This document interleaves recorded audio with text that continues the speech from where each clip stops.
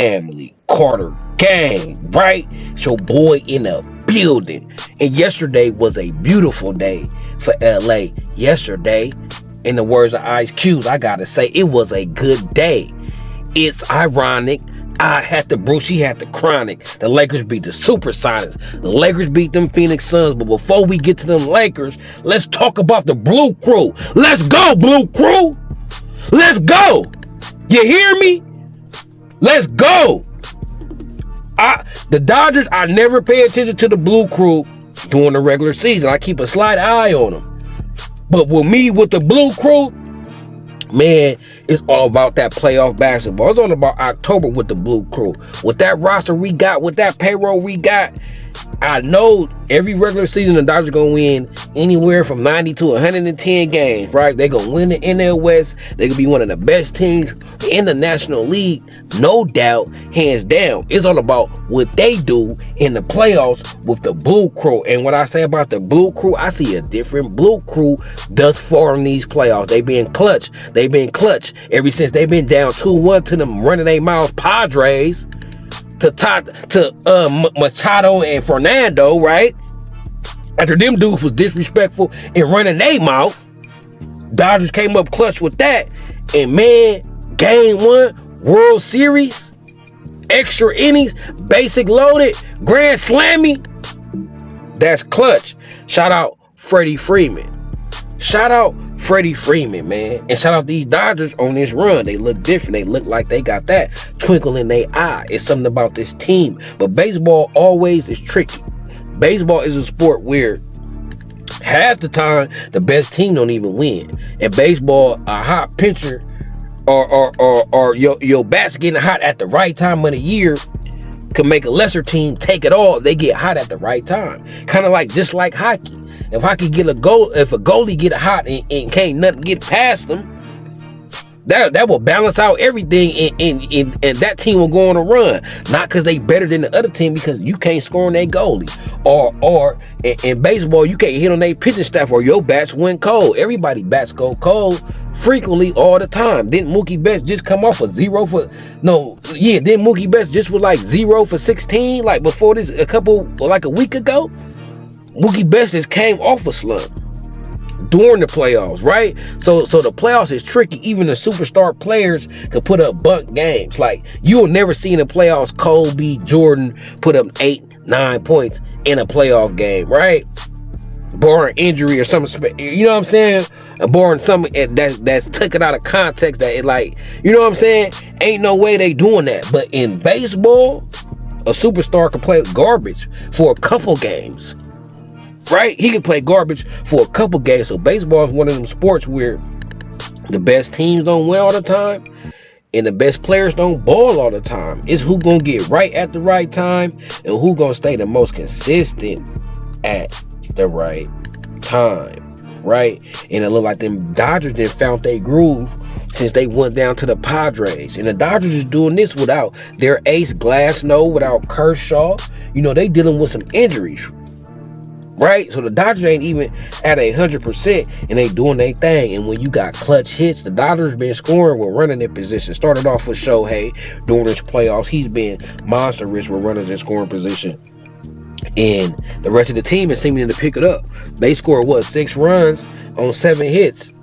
The Yankees had 10 hits, only 3 runs. That means the Dodgers is scoring. We're running this with runners in scoring position. That means the Dodgers is bringing home them base runners. They being clutch. They've been timing. That's what it's about with baseball. Timing, clutch, getting hot at the right moment. And this team is getting hot at the right moment. And Freddie Freeman with his Kirk Gibson moment, I hope that's a sign from the baseball guys that this series might be turning in favor of the Dodgers. This might just be the Dodgers year. That walk-off grand slammy in the 10th inning got me feeling like maybe it's just a year. We are owed a parade. The last time the Dodgers won, just like the Lakers, we was under COVID. We couldn't have our goddamn parade.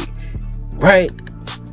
Dodger parade and Laker parade, especially Laker parades, they special. The city be going up. It's a very festival day, right? The whole city be in good spirits. It be good for the city for a couple days. I'm telling you, right? So we still want that parade. I heard the Dodgers players saying they still want their parade too. So we all want this championship for that parade, because the Dodgers and the Lakers was probably the only team in years in years, maybe ever, to win a championship and not be able to have a parade in a city. I think the Dodgers and the Lakers is the only teams that failed under that. So it's kind of ironic, and it pissed me off that the Dodgers and Lakers both gonna win the year with it's COVID, bro. So we gotta run that back. We gotta run that back, because we didn't get the full nostalgia, right? We didn't get the full experience of what it feel like to win a chip as a fan. So I'm still waiting on that Dodger parade, bro. And it looked like the Dodgers might be about to get it done. It was a good day in LA the other day. And to the Lakers, right? Lakers off to a 2-0 start, and that's good, because the last 4-5 seasons, the Lakers been starting the season losing, right? And then been chasing the standings the whole season, fighting for play-in, right? So it's key that the Lakers get off to a good start. They don't need to be fighting for a play-in every year. That take mileage out your tank. When the playoffs come, you ain't got enough in your tank as the other teams, because you've been gritting and grinding. You had to fight 82 games, right? And the other teams, when they get a lead, they can kind of like coast, rest players, bench players, longer in the rotation, use more of their bench because they up in the standings. So it's good. The Lakers start off 2-0. They need to get off to a good start. The first 10 games, they at least need to win 7. They at least need to be 7-3 and stay ahead of this schedule, stay ahead of these standings, stay ahead of these rankings, right? And I'll be the first one to admit it. Hey, if the Lakers ball out, I apologize about the JJ Redick, even though I still was felonious, even though I still feel like the organization is under captive. But hey, if they take the organization under captive and running the organization and calling the shots and not Jenny Buss and they winning, then I ain't gonna say nothing, because all I care is about getting the dub, winning for the Lakers. I'll forgive all JJ Redick, LeBron James, Bronny James. I will forgive the whole circus if the Lakers win another chip and give us that damn parade, man. AD coming out balling. I think this gonna be AD season, y'all, for real. He was looking good in the preseason. AD just looked locked in. I think AD is at the peak of his prime right now. He just came off a season where he played 76 games. He didn't have no health issues, no health setback. He's in his groove. I think he in his prime. He ain't even fragile no more, y'all. AD played 76 games last year, right? So he was at the Olympics and all that, right? Played through all that, being healthy for a while. He been one of the most healthy players the last calendar, so that's a good thing. AD had 35 points, 8 rebounds, 4 assists in 37 minutes, doing his thing. And Austin Reeves had a game for himself, 26 points, 8 assists. He was hooping, right? So the Lakers keep winning.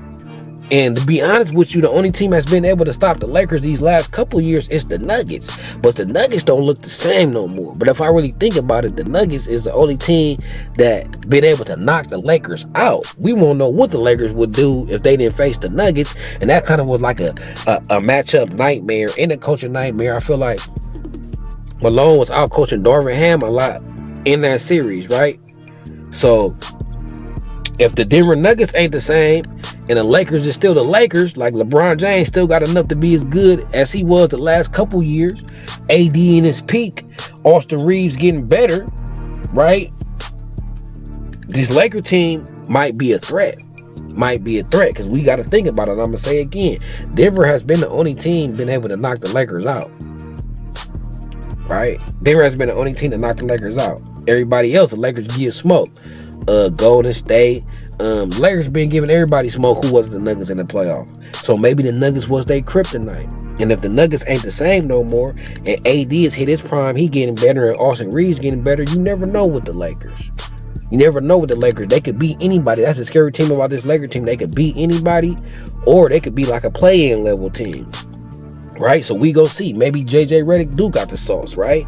Maybe he is pushing the right buttons to get this team flowing, because this Laker team last year when it came back. Now I would say that Minnesota and Phoenix, especially Minnesota, they just traded, Karl Anthony Towns. They got new players on their team. They figuring themselves out. The Minnesota we seen game 1 ain't gonna be the Minnesota we see at the end of the season. I believe they're gonna get it together. They look lifeless that game. You know, a couple of players just didn't have it. And then we know Phoenix Suns, like, they top heavy. They ain't got no defense. So the Phoenix Suns, I don't think they true championship contenders. So we haven't faced no championship level contending teams yet at this point in the season and in their season. Now Minnesota could end up that, but Phoenix could end up that. But watching them two teams play, I don't feel like they at that level right now, right? So we gonna see. But it's good that the Lakers handle their business, because right now it ain't about proving can you beat the best, because they can beat the best on their best day. On a good day they can. So right now at this point in the season, it's just about getting better and winning, getting W's on the win column, and position yourself for the playoffs. It start now. It's early in the season, but the rankings is starting now. They 2-0, they on top of the West. They could be at the bottom, right? So the first 10 games the Lakers play, I want to win 7 of them. I don't want to be fighting for the play-in no more, because that means late in the season we're gonna have to be playing LeBron and AD, them heavy minutes.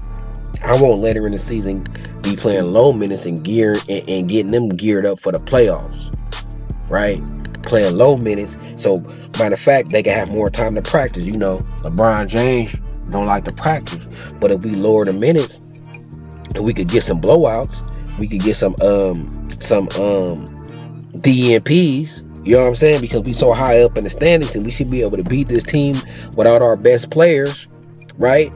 I want that type of cushion so we actually could get practice time during the end of the season to really lock in for the playoffs.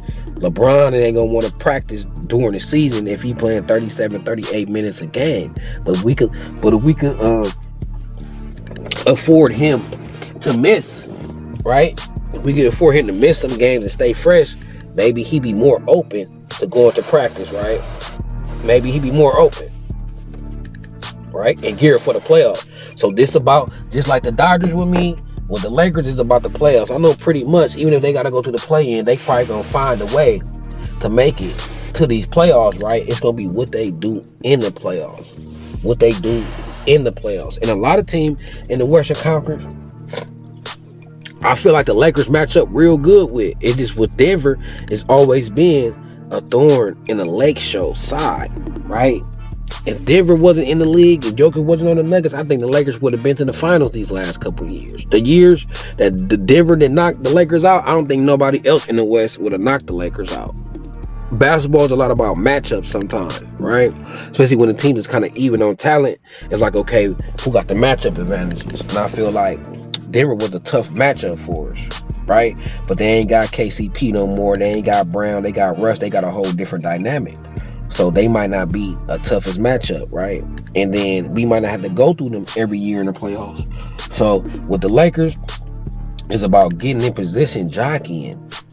So we ain't got to be playing a fight in, or we ain't got to be on the road the whole playoffs. That's another thing. You at least want to get a top 4 seed, so every round you ain't the road team. That can wear on you, especially when you got an older team, right? Even though they ain't that old, but LeBron is older, right?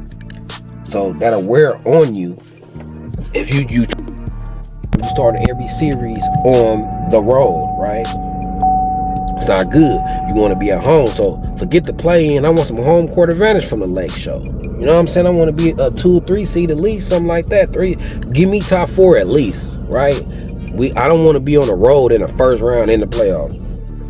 But then to them USC+Trojans. USC, they handle their business. 42-20 on a Friday night. All I gotta say, man, how worse can these refs get though? The touchdown, like how is that touchdown by Zachariah? It wasn't a touchdown. Like what? At this point, I think they testing USC to see how far they could go with the BS with them. And right, Lincoln Riley, Gene Cole, somebody need to step to the Big Ten. Somebody need to step to the Big Ten, or it's gonna be a problem. We won the game, so you ain't gonna hear that much smoke. But how was that touchdown by Zachariah not a touchdown? Where did the ball hit the ground? If that's not a catch, 90% of the catches we see is not a catch. I done seen some of the worst calls or non-calls in the Big Ten that I have ever seen. It's one thing to let them play, but it's another thing to call catches incompletions, right? It's another thing to call a player just falling on the quarterback, grazing his leg, roughing the passer, right? I seen some of the most egregious calls in my life just this year watching USC football, and that's NFL and college combined. The calls and no calls I seen this year in these USC games been some of the worstest calls or non-calls I see of all times. And that Zachariah Branch, I ain't never seen a worse call.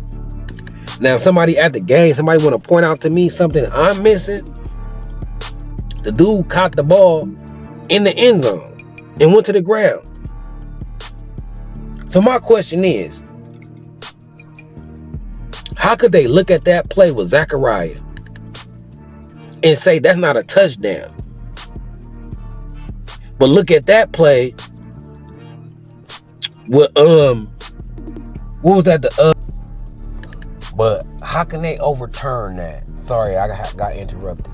How can they overturn that when they didn't even see the ball? How can they call that quarterback sneak when the ball popped out and you can't even see the ball cross the line? How can they call that a touchdown with no visual evidence, with no irrefutable evidence, no videos of the ball cross the line, and call that a touchdown? And say Zachariah catching the end zone is not a touchdown? Like, I really feel like they testing USC to see if we could do this to them. Let's see if we could play with SC. Because Nick Saban and these other coaches, we will hear this frontline news. They whole post-game interview will be about this. They'll be putting heat on the conference publicly. Lincoln Riley by me saying something behind doors, they don't care about that. They gonna see if you gonna let it slide publicly, right? USC got to make this the conversation, because even though we won the game, that call just gave me PTSD again. Like, these officials are really that bad. Like, it's really that obvious they going against SC. If y'all don't know what I'm talking about, look up the Zachariah touchdown that wasn't called a touchdown. And if you don't tell me they intentionally